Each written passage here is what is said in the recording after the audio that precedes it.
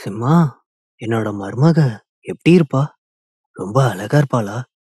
என்று மீனா தன் மகனிடம் கேட்டார். சிம்மனுக்கோ மேக்னாவை பற்றி சொன்னா அம்மா ஏத்துப்பாங்களா என்று தனக்குள் பயம் தோன்றியது. சிம்மன் அமைதியாக இருப்பதை பார்த்த மீனா, என்னடா ஆச்சு? நான் கேட்டுட்டே இருக்கேன், நீ அமைதியா இருக்க என்று கேட்டார். இல்லம்மா, எனக்கு ரொம்ப பசிக்குது, முதல்ல 2 பேரும் சாப்பிடலாமா என்று சிம்மன் சொன்னான். உடனே மீனா, சாரிடா, நீ உனக்கு கேர்ள் ஃப்ரெண்ட் இருக்குன்னு சொன்னியா, அந்த ஆர்வத்துல அவளை பத்தி கேட்டுட்டு உன்னை மறந்துட்டேன்.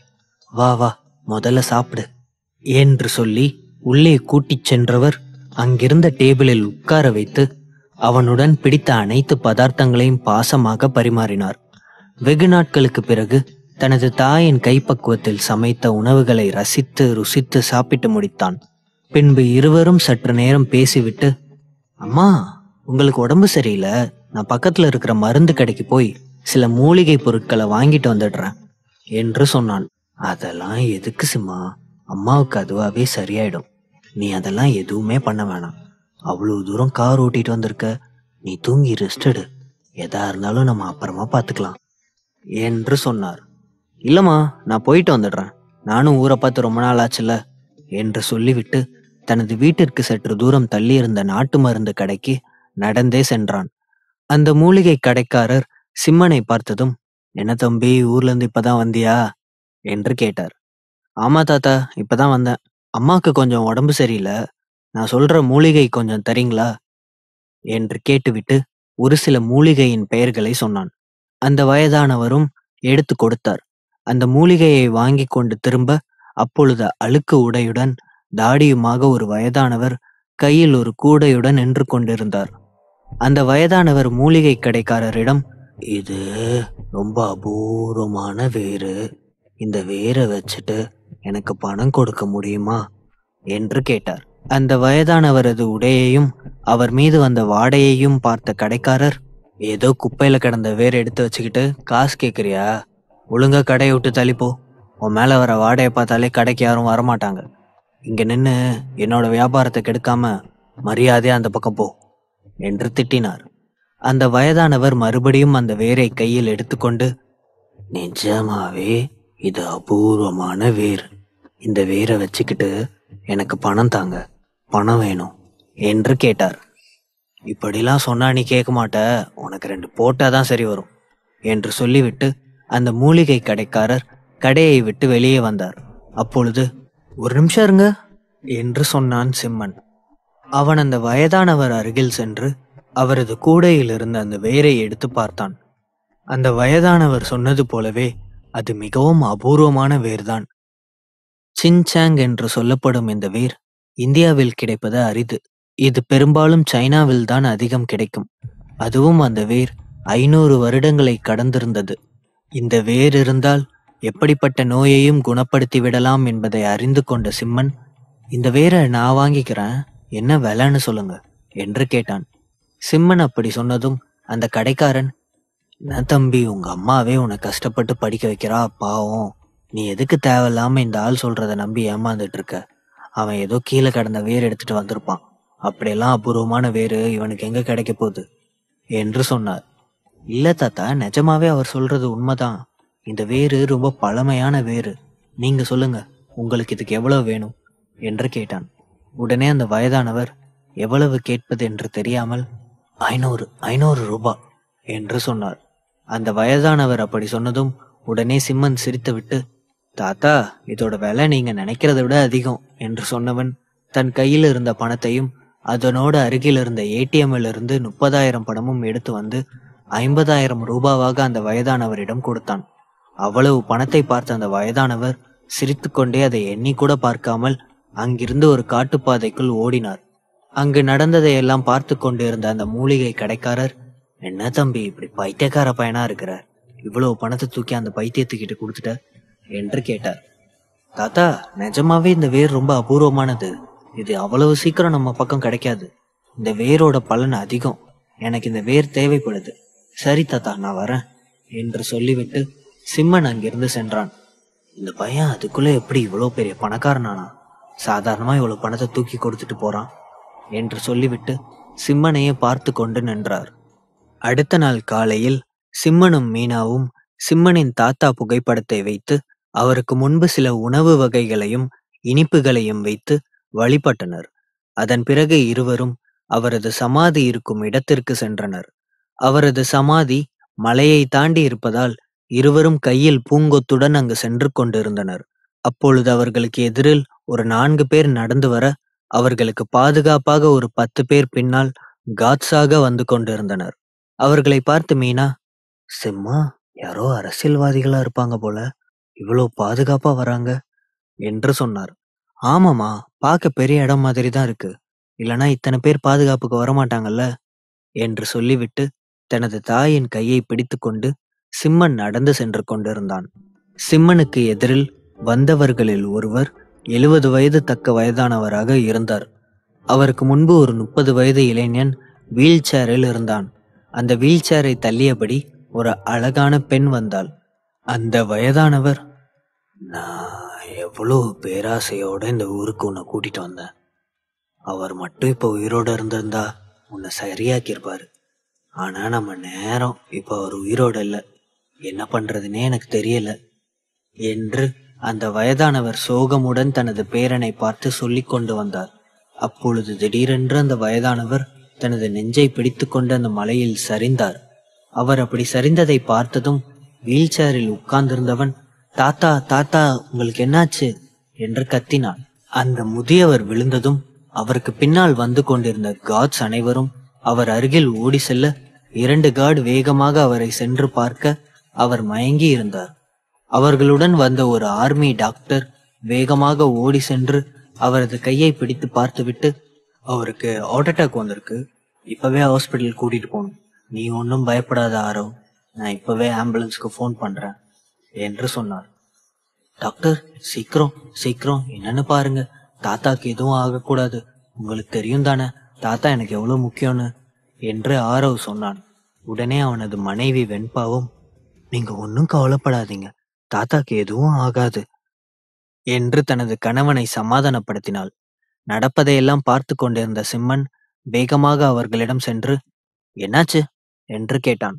உடனே அந்த ஆர்மி டாக்டர், அவருக்கு ஹார்ட் அட்டாக் வந்துருச்சு தம்பி, ஆம்புலன்ஸ்க்கு ஃபோன் பண்ணிட்டு இருக்கேன் என்று சொன்னார். உடனே சிம்மன், கொஞ்சம் தள்ளுங்க என்று சொல்லிவிட்டு வேகமாக அவர் அருகில் சென்றவன் அவரை பார்த்துவிட்டு, இவருக்கு ஹார்ட் அட்டாக் இல்ல, ஸ்ட்ரோக் தான் வந்திருக்கு, நீங்க எல்லாரும் கொஞ்சம் தள்ளுங்க என்று சொல்லிவிட்டு தனது பையில் இருந்த ஊசியை எடுத்தான். அதை அங்கிருந்த அனைவரும் அதிர்ச்சியுடன் பார்க்க, அந்த ஆர்மி டாக்டர் உடனே, தம்பி, நீ ஏதோ கேட்கிறேன்னு நான் பதில் சொல்லிட்டு இருந்தேன், நீ பாட்டுக்கு ஏதோ பண்ற, அவர் யாருன்னு தெரியுமா என்று கேட்டார். அவர் யாரா இருந்தா எனக்கு என்ன, ஒருத்தர் உயிருக்கு போராடும் போது அவரை காப்பாற்ற வேண்டியது ஒரு டாக்டரோட கடமை, நான் என்னோட வேலையை தான் செய்கிறேன் என்று சொல்லிவிட்டு அவனது வேலையை தொடங்க போனான். இங்க பாரு தம்பி, அவருக்கு இதுக்கு முன்னாடி என்ன மாதிரி நோய் இருந்தது, அவர் என்ன மாதிரி ப்ரெஸ்கிரிப்ஷன் எடுத்துட்டு வந்தாரு, இதை பத்தி எதுவுமே தெரியாம நீ பாட்டுக்கு ட்ரீட்மெண்ட் எடுக்க போற, பார்க்க சின்ன பையன் மாதிரி இருக்க, இன்னும் படிப்பு கூட முடிச்சிருக்க முடியாது, உன்னால் என்ன பண்ண முடியும் என்று அந்த ஆர்மி டாக்டர் சற்று கோபமாக கேட்டார். சிம்மனின் முகத்தில் இருந்த நம்பிக்கையை பார்த்த ஆரவ், அங்கிள், அந்த பையனை விடுங்க, அந்த பையன் ட்ரீட் பண்ணட்டும் என்று சொன்னான். ஆரவ், அந்த பையன் தான் ஏதோ சின்ன பையன் தெரியாம சொல்றானா, நீயும் சேர்ந்துட்டு சொல்ற என்று கேட்டார். அங்கிள், எனக்கு என்னமோ அந்த பையன் சரி பண்ணிடுவான்னு தோணுது, நீங்களும் நம்புங்க என்று சொன்னான். அதற்கு மேல் அவர் எதுவும் சொல்ல முடியாமல் அமைதியாக நிற்க, சிம்மன் தனது ட்ரீட்மெண்ட்டை தொடங்கினான். தொடரும்.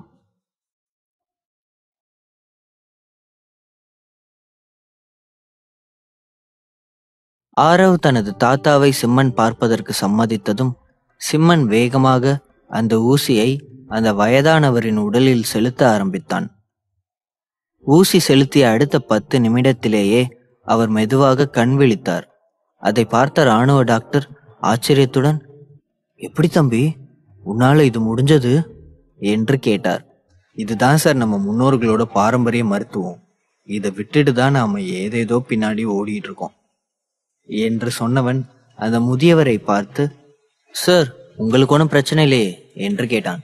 சுற்றி முற்றி பார்த்தவர் தனது பேரனை பார்த்துவிட்டு பின்பு சிம்மனை பார்த்து, தம்பி, நீதான் என்னை காப்பாத்தினியா, ரொம்ப நன்றி தம்பி, எங்க என்னோட பேரன் சரியாகிறத பார்க்கறதுக்கு முன்னாடியே நான் கண்ணை மூடிடுவேணும்னு ரொம்ப பயந்து போயிட்டேன் என்று சொல்லிவிட்டு கண் கலங்கினார். அப்பொழுதுதான் சிம்மன் வீல் சேரில் உட்கார்ந்திருந்த ஆரவை பார்த்தான். சிம்மன் ஆரவை பார்ப்பதை பார்த்த அந்த வயதானவர், தம்பி, அவன் என்னோட பேரன் ஆரவ். என்னோட ஒரே பையனுக்கு பிறந்த ஒரே பையன். அவனுக்கு நம்ம நாட்டு மேல அதிக பற்று.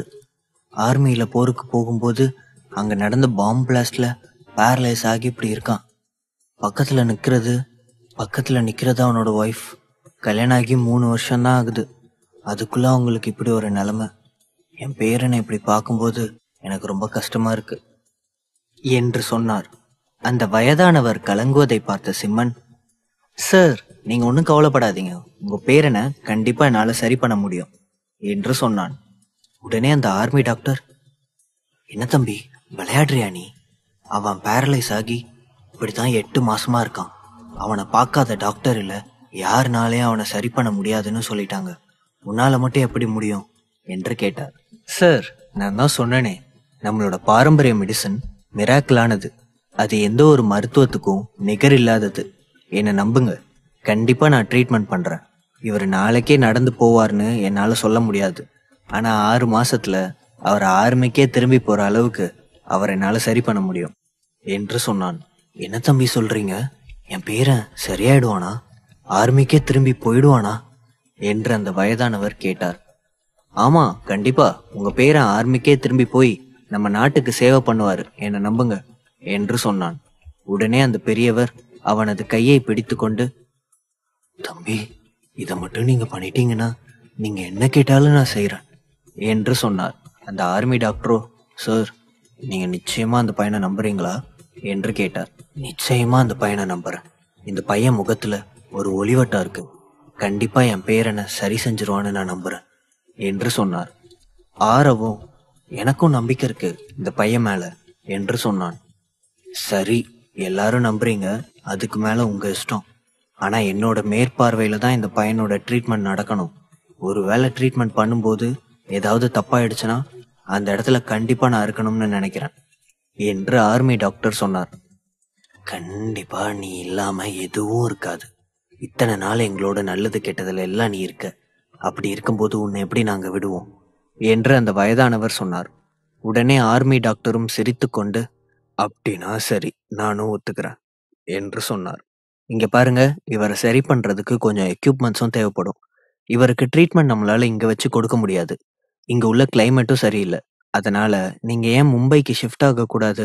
நான் அங்கதான் இருக்கேன் என்று சிம்மன் சொன்னான். தம்பி, நல்லதா போச்சு. நாங்க கூட மும்பை தான். அந்த ஊர்ல எனக்கு தெரிஞ்ச ஒரு வைத்தியர் இருந்தாரு. அவரை பார்த்து என் பேரனை காட்டலான்னு தான் வந்தேன். அப்பதான் ஊர் மக்கள் அவர் இறந்துட்டதா சொன்னாங்க. அதனாலதான் அவருக்கு வந்து மரியாதை செலுத்திட்டு போறேன் என்று அந்த வயதானவர் சொன்னார். அப்படியா என்று கேட்ட சிம்மன் ஏதோ நினைத்தவனாக, ஆமா, நீங்க பார்க்க வந்த மருத்துவர் யாரு என்று கேட்டார். வைத்தியர் நாராயணமூர்த்தியை தான் பார்க்க வந்தேன். ஆனா தம்பி, உங்களை பார்க்கும்போது நான் உங்களை எங்கேயோ பார்த்த மாதிரியே இருக்கு என்று அந்த வயதானவர் சொன்னார். அவ்வளவு நேரம் நடப்பதை பார்த்து கொண்டிருந்த மீனா, அப்படின்னா நீங்க எங்க அப்பாவை தான் பார்க்க வந்தீங்களா என்று கேட்டார். மீனா அப்படி சொன்னதும், அப்போ இந்த பையன் அவரோட பேரனா என்று ஆச்சரியமாக கேட்டார் அந்த வயதானவர். ஆமா, நான் வைத்தியர் நாராயணமூர்த்தியோட பொண்ணு தான். இவன் என்னோட பையன் என்று மீனா தங்கள் இருவரையும் அறிமுகப்படுத்தி கொண்டாள். உடனே அவர், கடவுளா பார்த்துதான் நம்ம 2 பேரையும் சந்திக்க வச்சிருக்கிறாரு. நான் உங்க அப்பாவை பார்க்கதாமா வந்தேன். வந்த இடத்துல அவர் எனக்கு இப்படி ஒரு சர்ப்ரைஸ் கொடுப்பாருன்னு நினைச்சு கூட பார்க்கல. எனக்கு நம்பிக்கை வந்துடுச்சு. கண்டிப்பா என்னோட பேரை நடந்துருவான். கடவுளே, உங்களோட கோடான கோடி நன்றி என்று சொன்னார். உடனே சிம்மன் சிரித்து விட்டு, எல்லாம் கடவுள் சித்தம். சரி, இன்னைக்கு எங்க தாத்தாவோட இறந்த நாள். அதனால எங்க தாத்தாவை பார்க்கலாம்னு தான் வந்தோம். உங்களை பார்த்ததுல எனக்கு ரொம்ப சந்தோஷம். மும்பை வந்ததுக்கு அப்புறம் நான் உங்களை பார்க்கறேன் என்று சொன்னான். கண்டிப்பா, என்னோட நண்பன் கூட அங்கதான் இருக்கான். என்னோட பேர் பாலச்சந்திரன். நீ மும்பை வந்ததுக்கு அப்புறம் அங்க மீட் பண்ணலாம், சரியா என்று அந்த பெரியவர் சொல்லிவிட்டு அங்கிருந்து விடை பெற்றார். அவர்கள் அங்கிருந்து சென்றதும் நாராயணமூர்த்தியின் கல்லறைக்கு சென்ற இருவரும் அவர்கள் கையில் கொண்டு வந்திருந்த பூங்கொத்தை வைத்துவிட்டு அவருக்கு மரியாதை செலுத்தினர். மீனாவிற்கு கண்களில் கண்ணீர் கோர்த்தது.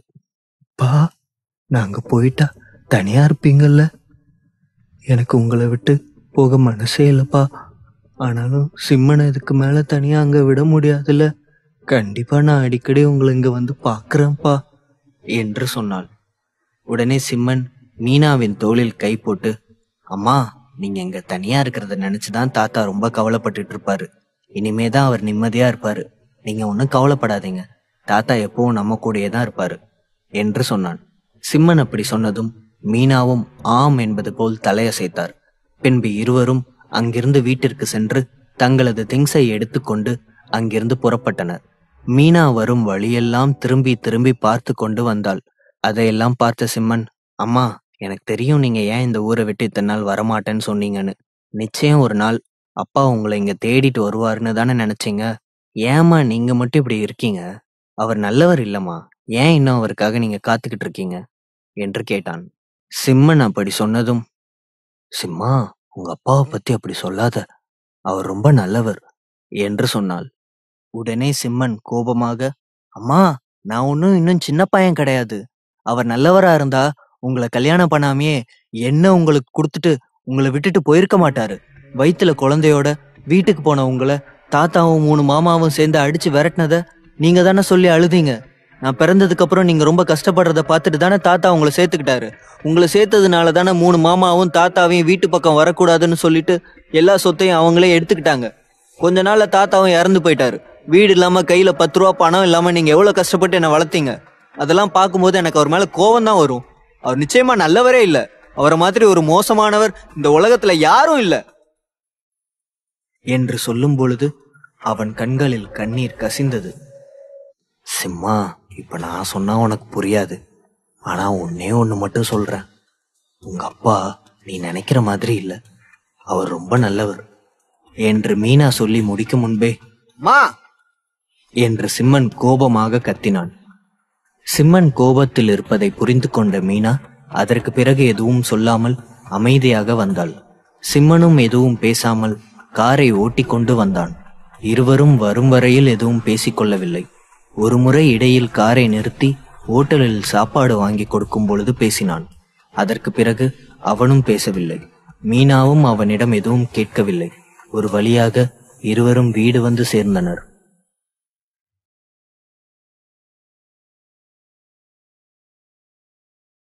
சிம்மனின் அந்த பெரிய வீட்டை பார்த்த மீனா, சிம்மா, நிஜமாவே இது உன்னோட வீடா என்று ஆச்சரியமாக கேட்டார். உடனே சிம்மன் சிரித்துக்கொண்டே, ஆமாமா, நிஜமா இது என்னோட வீடுதான். இதோ இந்த வீட்டோட சாவி என்று சொல்லி தன் தாயிடம் கொடுத்தவன், திறந்து உள்ள போங்கம்மா என்று சொல்ல மீனாவும் சிரித்துக்கொண்டே திறந்து வீட்டுக்குள் சென்றவர் அங்கிருந்த அனைத்தையும் சுற்றி பார்த்துவிட்டு, நிஜமாவே ரொம்ப அழகா இருக்குடா வீடு என்று சொன்னார். உடனே சிம்மன் சிரித்துக்கொண்டே, இதுக்கு முன்னாடி இருந்ததை விட இந்த வீடு இனிமேதான் ரொம்ப அழகா இருக்க போகுது. ஏன்னா நீங்க இருக்க போறீங்களே என்று சொன்னான். மீனா சிரித்துக்கொண்டே, நீ இருக்கே, இங்க வந்து படிச்சியோ இல்லையோ நல்லா பேச கத்துக்கிட்ட. சரி, நீ போய் ஃப்ரெஷ் ஆயிட்டு வா. அம்மா உனக்கு சாப்பிட ஏதாவது செய்றேன் என்று சொன்னார். அம்மா, நீங்களும் என்னோட தானே வந்தீங்க. நீங்களும் ரொம்ப களைப்பா தான் இருப்பீங்க. இன்னைக்கு ஒரு நாள் சாப்பாடு நான் ஆர்டர் பண்றேன். நம்ம நாளையில இருந்து சமைக்க ஆரம்பிக்கலாம், சரியா? முதல்ல நீங்க போய் குளிச்சுட்டு ரெஸ்ட் எடுங்கம்மா என்று சொல்லிவிட்டு அவனது அறைக்குள் சென்றவன் குளித்து முடித்துவிட்டு 4 நாட்களுக்கு மேலாகி இருந்ததால் அவன் உடலில் இருந்த ஸ்பிரிச்சுவல் சக்தி நன்றாக குறைந்திருந்தது. அதனால் தியானத்தில் உட்கார்ந்து அவனுக்கு தேவையான சக்தியை பிரபஞ்சத்திடமிருந்து ஈர்த்து கொண்டிருந்தான். காலையில் சிம்மன் தூங்கி எழுந்து வர அவனுக்கு முன்பு எழுந்திருந்த அவனது தாய் அனைத்து வேலைகளையும் முடித்து அவனுக்கு தேவையான உணவையும் சமைத்து டைனிங் டேபிளில் வைத்துவிட்டு உட்கார்ந்திருந்தார். வீடு அனைத்தும் கிளீனாக இருப்பதை பார்த்த சிம்மன், என்னம்மா, இங்க வந்தாவது நீங்க ரெஸ்ட் எடுக்க கூடாதா? எத்தனை மணிக்கு எந்திரிச்சிங்க? இவ்வளவு வேலை பார்த்துருக்கீங்க, சமைக்கவும் செஞ்சிருக்கீங்க என்று கேட்டான். சிம்மா, உனக்கு தான் தெரியும்ல, அம்மாவுக்கு சீக்கிரமே எந்திரிக்கிற பழக்கம் இருக்குன்னு. நான் எப்பவும் போல எழுந்துட்டேன். சும்மா எப்படி இருக்க முடியும்? அதான் வீட்டில் உள்ள வேலையெல்லாம் பார்த்தேன். சரி வா, சாப்பாடு ஆறுறதுக்குள்ள சீக்கிரம் வந்து சாப்பிடு என்று சொல்லி தட்டை எடுத்து சாப்பாடு பரிமாற சிரித்து கொண்டே சாப்பிட ஆரம்பித்தான். அப்பொழுது யாரோ காலிங் பெல்லை தட்டும் சத்தம் கேட்டது. உடனே சிம்மன், இருங்கம்மா, நான் போய் பார்த்துட்டு வரேன் என்று எழுந்தான். டேய், நீ தான் சாப்பிட்டுட்டு இருக்கல்ல, நீ சாப்பிடு, நான் போய் யாருன்னு பார்க்குறேன் என்று சொல்லிவிட்டு மீனா கதவை திறப்பதற்காக போக, அப்பொழுது வெளியில் ஒரு பெண்ணின் சத்தம் கேட்டது. டேய் சிம்மா, நீ என்ன பெரிய மன்மதனா? உன்னை பார்க்கறதுக்கு அப்பாயின்மெண்ட் வாங்கணுமா என்று சிம்மனை வறுத்து கொண்டிருந்தாள். சாப்பிட்டு கொண்டிருந்தவனுக்கு அந்த குரல் கேட்டதும் புறையேறியது. கடவுளே, இந்த தீபிகா பிசாசு காலையிலே எதுக்கு இங்க வந்தான்னு தெரியலையே என்று சொல்லிக்கொண்டே வாசலை பார்த்தான். என் பிள்ளைய யாரு இப்படி திட்டுறது என்று கேட்டுக்கொண்டே கதவை திறந்து மீனா பார்க்க, மீனாவை பார்த்ததும் சட்டென்று வாயை மூடியவள், நான் சரியான அட்ரஸ்க்கு தான் வந்திருக்கனா என்று சொல்லிவிட்டு மறுபடியும் அந்த டோர் நம்பரை செக் செய்தாள்.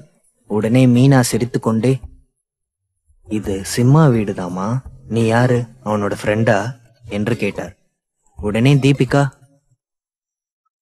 அப்போ நான் கரெக்டா தான் வந்திருக்கனா? நீங்க சிம்மனோட அம்மாவா? இப்பதான் தெரியுது சிம்மா ஏன் இவ்வளவு அழகா இருக்கான்னு. நீங்க அழகா இருக்கும்போது அவன் அழகா இருக்கிறதுல எந்த ஆச்சரியமும் இல்லை என்று சொல்லி சிரித்தாள். காலையிலே இவ்வளவு பெரிய ஐஸ் கட்டியா தூக்கி வைக்கிறாளே, எதுக்குன்னு தெரியலையே என்று சொல்லிக்கொண்டு சிம்மா அவளை பார்த்தான். உள்ளே வந்தவள், உன்னோட போன் எங்க, உனக்கு எத்தனை முறை போன் பண்றது என்று கேட்டுக்கொண்டு அவன் அருகில் வந்து சாதாரணமாக உட்கார்ந்தாள். தீபிகா அப்படி உட்கார்ந்ததும் மீனா தனது மகனை கண்களாலேயே, இதான் உன்னோட கேர்ள் ஃப்ரெண்டா என்று கேட்டார். உடனே சிம்மன், அம்மா, இவன் என் ஃப்ரெண்டு என்று சொன்னான். உடனே தீபிகா சிரித்துக்கொண்டே, என்ன உங்க அம்மா என்ன உன்னோட கேர்ள் ஃப்ரெண்டான்னு கேக்குறாங்களா? ஆமா, நான் கேர்ள் தானே, அப்போ கேர்ள் ஃப்ரெண்ட் தானே என்று சொல்லி சிரித்தாள். சரி, பேசினது போதும், காலையில எதுக்கு என்ன தேடி வந்திருக்க என்று சிம்மன் கேட்டான். இந்த 5 நாள் திடீர்னு காணாம போயிட்டே, எங்க போன? எனக்கு ஒரு ஃபோன் பண்ணணும்னு கூட உனக்கு தோணலையா என்று தீபிகா கேட்டாள். ஆமா, உனக்கு எதுக்கு நான் ஃபோன் பண்ணணும், நீ எதுக்கு எனக்கு ஃபோன் பண்ண என்று சிம்மன் கேட்டான். ஹலோ பாஸ், உங்களை நான் லவ் தான் பண்ணக்கூடாது, நம்ம 2 பேரும் ஃப்ரெண்டா இருக்கலாம்னு சொல்லியிருக்கோம், சரிதானே? அப்போ ஃப்ரெண்டுனா நான் என்ன பண்றேன்னு என்ன நீ ஃபோன் பண்ணி கேட்க தானே வேணும் என்று தீபிகா சொன்னாள். ஓஹோ, இது வேறையா? சரி, நான் ரொம்ப வேலையா இருந்துட்டேன், அதனால ஃபோன் பண்ணல. இப்ப சொல்லு, நீ எதுக்கு எனக்கு ஃபோன் பண்ண என்று கேட்டான். அதுவா, தாத்தாவோட ஃப்ரெண்டு ஒருத்தங்களுக்கு உடம்பு சரியில்லையா, தாத்தா உன்னை கையோட கூட்டிட்டு வர சொன்னாரு என்று சொன்னாள். ஓஹோ, அதுதான் விஷயமா? காலையில அதுக்குதான் என்ன தேடி வந்தியா? சாப்பிட்டு வரேன் என்று சிம்மன் சொன்னான். உடனே தீபிகா, அதெல்லாம் முடியாது, நீ இப்பவே வா போகலாம் என்று சொன்னாள். ஏய், சாப்பிட்டு முடிச்சுக்கிறேன் என்று சொல்லிவிட்டு சிம்மன் சாப்பிட ஆரம்பிக்க, தீபிகாவோ, இப்படியெல்லாம் சொன்னா நீ சரிப்பட்டு வரமாட்ட என்று சொல்லி அவனது கையில் கடித்தாள். உடனே சிம்மன், என்ன பண்ற, எனக்கு வலிக்குதுடி என்று கத்தினான். கடிச்சா வலிக்கதான் செய்யும், அதுக்கு தானே கடிக்கிறது, இப்ப வர முடியுமா முடியாதா என்று சொல்லிவிட்டு மறுபடியும் கடிக்க ஆரம்பிக்க, அம்மா, நான் இன்னும் கொஞ்ச நேரம் உட்கார்ந்துருந்தா கடிச்சா என்ன கொன்றுவா, நான் முதல்ல போய் பார்த்துட்டு வந்துடுறேம்மா என்று சொல்லிவிட்டு எழுந்தவன், வா போலாம் என்று சொல்லிவிட்டு முன்னாடி சென்றான். அப்படி வா வலிக்கு என்று சொன்னவள் மீனாவை பார்த்து, ஆன்டி பாய் என்று சொல்லிவிட்டு அங்கிருந்து கிளம்பினாள். தீபிகாவை பார்த்த உடனே மீனாவிற்கு மிகவும் பிடித்து போனது. அதிலும் அவளது சுட்டித்தனம் இன்னும் பிடித்து போனது. இருவரும் போவதே பார்த்து கொண்டிருந்தார். சற்று நேரத்தில் கிருபாகரனின் வீட்டிற்கு வந்து சேர்ந்தனர். அந்த வீட்டில் பாலச்சந்திரனும் ஆரவும் இருந்தனர். அவர்களை பார்த்த ஆச்சரியமாக, நீங்க எப்படி இங்க என்று கேட்டான் சிம்மன். பாலச்சந்திரன், தம்பி நீங்களா? அது ஒண்ணும் இல்ல தம்பி, இவன் என்னோட ஃப்ரெண்டு. நான் ஊருக்கு வந்ததுக்கு அப்புறம் இவனை எதேச்சையா பார்த்தேன். அவன் தான் ஆரவை பார்த்துட்டு, எனக்கு தெரிஞ்ச ஒரு நல்ல பையன் இருக்கான், அவனால கண்டிப்பா உங்க பேரனை குணப்படுத்த முடியும்னு இங்க கூட்டிட்டு வந்தான். ஆனா அந்த பையன் நீங்களா இருப்பீங்கன்னு நான் நினைச்சு கூட பார்க்கல என்று சொன்னார். அவர்கள் இருவரும் பேசிக் கொண்டிருப்பதை பார்த்த கிருபாகரன், என்ன சிம்மாவை தான் நீயும் சொன்னியா என்று கேட்டார். ஆமா, 4 நாளைக்கு முன்னாடி நான் சிம்மாவை அந்த கிராமத்துல மீட் பண்ணேன். உனக்கு ஞாபகம் இருக்கா? ஏற்கனவே நான் ஆர்மியில இருக்கும்போது எனக்கு அடிபட்டு நடக்க முடியாம இருந்தப்போ இங்க உள்ள எந்த டாக்டராலையும் என்னை காப்பாற்ற முடியல. அப்பதான் எங்க வீட்டுல உள்ளவங்க அந்த கிராமத்துக்கு என்னை கூட்டிட்டு போனாங்க. அங்கதான் இவங்க தாத்தாவை நான் பார்த்தேன். அவர் தான் என்னை சரிப்படுத்தினார். அதனாலதான் ஆரவையும் அங்க கூட்டிட்டு போனேன். அவர் இப்ப உயிரோடு இல்ல. அதுக்கு பதிலா அவரோட பேரனை அவர் எனக்காகவே அனுப்பி வச்சிருக்காரு என்று சொல்லி சிரித்தார். அதுவும் சரிதான் சிம்மா, ஆரவ் ரொம்ப நல்ல பையன். நான் ஆர்மியில இருந்த காலத்துல இருந்து இப்படி ஒரு சின்சியாரிட்டியான பையனை பார்த்ததே இல்லை. அவனை எப்படியாவது குணப்படுத்திடு என்று கிருபாகரன் சொன்னார். நீங்க கவலையே படாதீங்க, கண்டிப்பா நான் அவரை குணப்படுத்திடுவேன் என்று சொன்னவன் ஆரவின் வீல் சேரை தள்ளிக்கொண்டே அங்கிருந்த ஒரு அறைக்கு சென்றான். ஆரவை அப்படியே தூக்கி அங்கிருந்த படுக்கையில் கிடத்தினான். பின்பு தான் கொண்டு வந்திருந்த பையில் இருந்த ஊசிகளை எடுத்து ஒவ்வொன்றாக அவனது உடலில் செலுத்த ஆரம்பித்தான். 20 நிமிடத்திற்கு மேலானதும் ஆரவின் உடல் எல்லாம் வேர்க்க ஆரம்பித்தது. அத்தனை நாள் அசையாமல் இருந்த அவனது கால் விரல்கள் மெதுவாக அசைய ஆரம்பித்தது. அதை பார்த்ததும் அங்குள்ள அனைவரும் ஆச்சரியமாக, விரல் அசையுது, கண்டிப்பா ஆரவுக்கு சரியாயிடும் தான் நினைக்கிறேன் என்று சொல்லிக்கொண்டே பார்த்தனர்.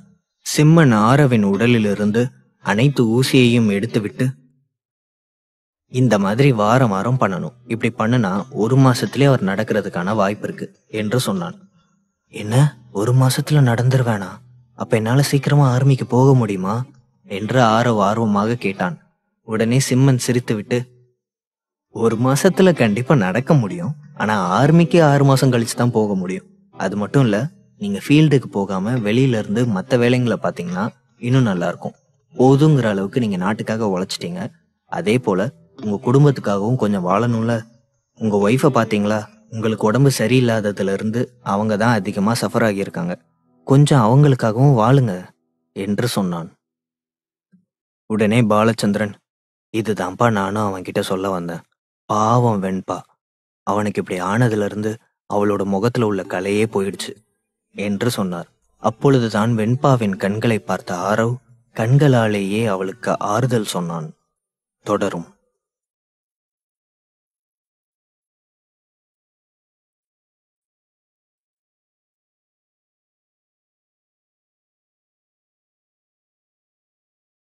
ஆரவிற்கு ட்ரீட்மெண்ட் செய்து முடித்துவிட்டு அங்கிருந்த அனைவரிடமும் சொல்லிவிட்டு சிம்மன் கிளம்பினான்.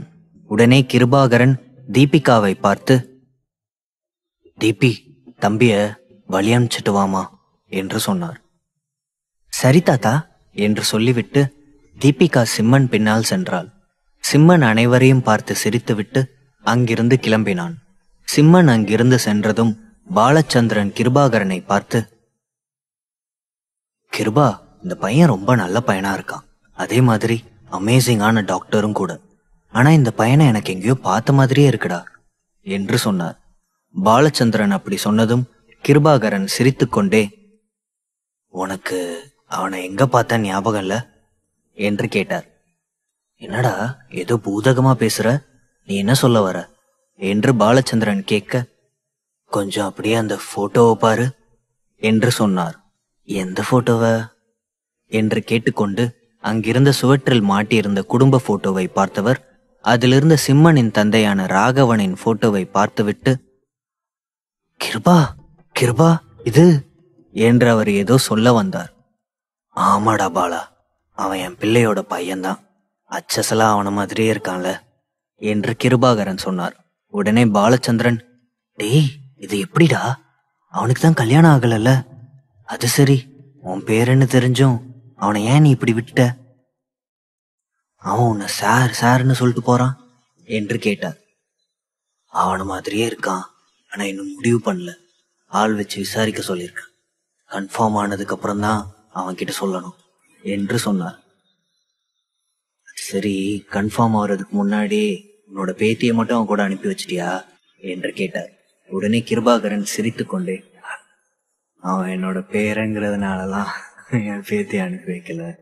என் பேத்திக்கு அவனுக்கு ரொம்ப பிடிச்சிருக்கு, அதனாலதான் அனுப்பி வச்சேன் என்று சொன்னார். சிம்மனை வழி அனுப்ப வந்த தீபிகாவை பார்த்து, என்னம்மா, உன்னுடைய ஒர்க் அவுட்லாம் எப்படி போயிட்டு இருக்கு என்று கேட்டான். அதுக்கு என்ன, எல்லாம் நல்லபடியா தான் போகுது என்று தீபிகா சொன்னாள். சரி சரி, இப்படியே ஒர்க் அவுட் பண்றேன்னு ஒரு நாளைக்கு நீ பொண்ணுங்கிறதே மறந்துட போற, பாத்துக்க என்று சொல்லிவிட்டு காருக்குள் ஏறி உட்கார்ந்தான். உடனே தீபிகா, அதெல்லாம் நான் மறக்க மாட்டேன், உன்னோட வேலையை நீ பாரு என்று சொன்னாள்.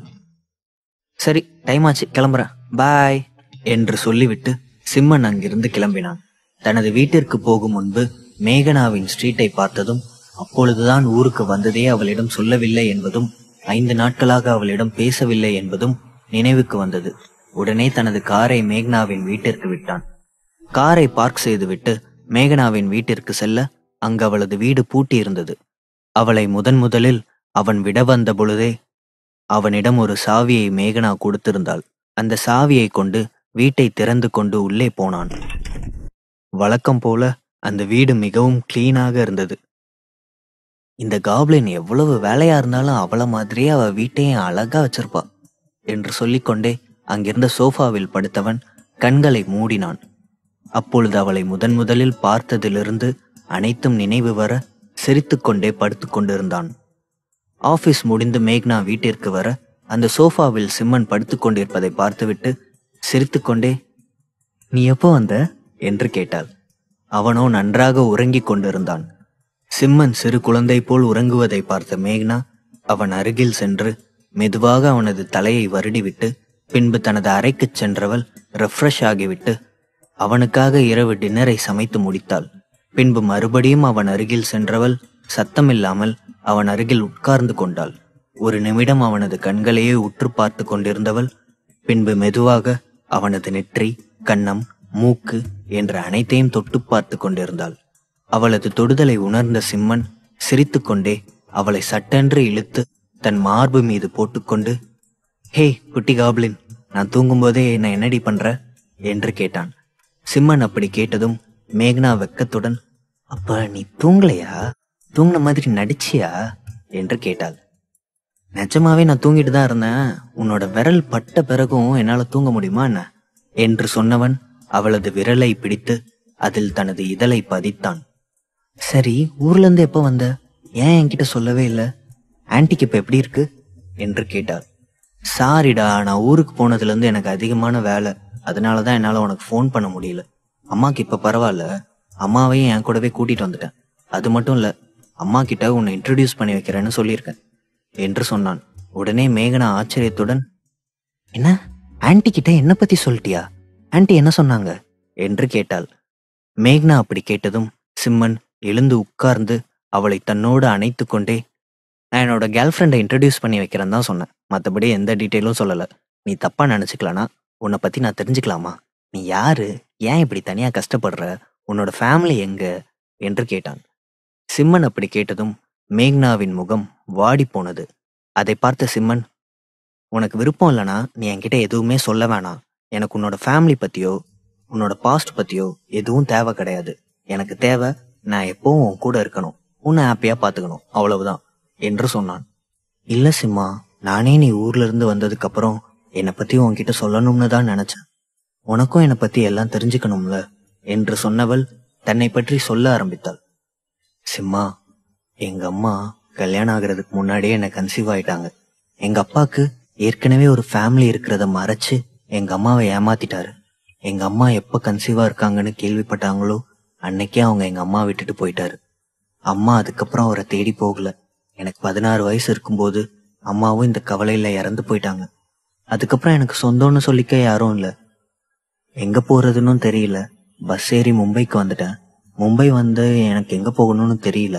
அம்மா இறந்து போறதுக்கு முன்னாடி அப்பாவோட அட்ரஸ் கொடுத்துட்டு போயிருந்தாங்க. இந்த அட்ரஸை வச்சு அவரை தேடி போன போது நான் அவருக்கே பிறக்கலன்னு என்னை அங்கிருந்து விரட்டி விட்டுட்டாரு. அதுக்கப்புறம் போறதுக்கு இடம் இல்லாம பிளாட்ஃபார்ம்ல தான் இருந்தேன். சாப்பிட்றதுக்கு சாப்பாடு இல்லாம குப்பை தொட்டியில கிடக்கிற சாப்பாடு எடுத்து தான் சாப்பிட்டேன்" என்று அவள் சொல்லி முடிக்கும் முன்பே சட்டென்று தனது கையை வைத்து அவளது வாயை மூடியவன், "இதுக்கு மேல நீ எதுவும் சொல்ல வேணாம், போதும்" என்று சொன்னான். "இல்ல சிம்மா, என்னை பத்தி உனக்கு முழுசா தெரியணும்.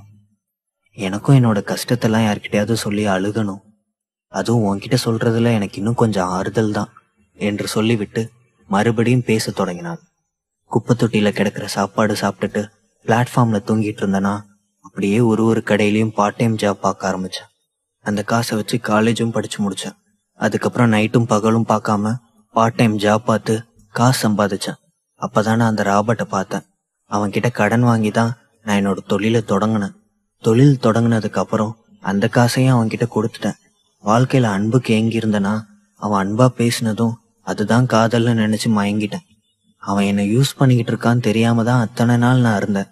எப்ப அவன் என்னை வச்சு சம்பாதிக்கணும்னு நினைச்சானோ அப்பவே என்னோட வாழ்க்கையே முடிஞ்சு போன மாதிரி இருந்துச்சு. உலகத்துல அம்மா விட்டுட்டு போனதுக்கு அப்புறம் செத்து போயிடலாம் தான் நினைச்சேன். ஆனா அவங்க கஷ்டப்பட்டு வேற ஒரு கல்யாணம் பண்ணிக்காம என்னை வளர்த்ததுக்கு அர்த்தம் இல்லாம போயிடணும் தான் ஒரு வைராக்கியத்தோட கஷ்டப்பட்டு படிச்சு இன்னைக்கு இந்த கம்பெனி உருவாக்கி இந்த நிலைமையில நிக்கிறேன். ஆனாலும் அம்மாவுக்கு அப்புறம் என்கிட்ட சாப்பிட்டியா, பசிக்குதா அப்படின்னு கேக்குறதுக்கு ஒருத்தர் கூட இல்ல. அவ்வளோ ஏன், நான் இன்னைக்கு நைட்டு இறந்து போனா கூட யாருக்கும் தெரியாது. ஏன்னா இந்த உலகத்துல ஒருத்தர் கூட தேட மாட்டாங்க என்று மேக்னா சொல்லி முடிக்கும் முன்பே அவளை தனது மார்போடு அணைத்து கொண்டவன், மேக்னா அப்படி சொல்லாத, நீ என்னோட உயிர், உனக்கு எதுவும் நான் ஆக விட மாட்டேன். இத்தனை நாள் இந்த உலகத்துல நீ எப்படி இருந்தியோ அது எனக்கு தெரியாது, உன்னை யாரும் தேடினாங்களான்னு எனக்கு தெரியாது. ஆனா இன்னையிலிருந்து நீ தான் என்னோட உலகம். ஒவ்வொரு நொடியும் நான் உன்னை மட்டும்தான் நினைச்சிட்டு இருப்பேன், உன்னை மட்டும்தான் தேடிட்டு இருப்பேன் என்று சொல்லிவிட்டு மெல்ல அவளது இதழை சிறைப்பிடித்தான். தொடரும்.